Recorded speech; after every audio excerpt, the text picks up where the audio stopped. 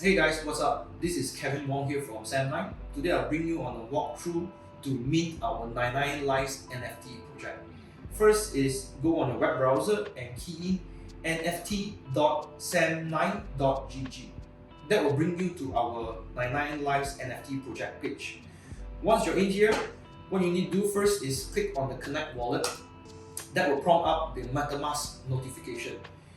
Click on the account that you wish to connect and click Next. Then you click Connect.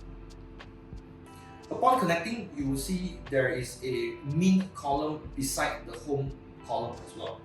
Click on the mint column and that will bring you to our minting page. Here you can select up to maximum of 10 NFTs to mint at a go, but for this walkthrough we'll do it at one. So what you want to do is you want to click on your MetaMask option for payment. There is a debit and credit card payment available as well. Here you will see the pop-up showing the price of the NFT, which is 0.0565 ETH.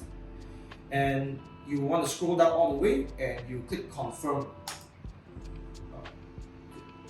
And when we are done, the pop-up will show that you've successfully minted one NFT. And that's the whole quick walkthrough that we have today. Thank you all and catch you guys soon.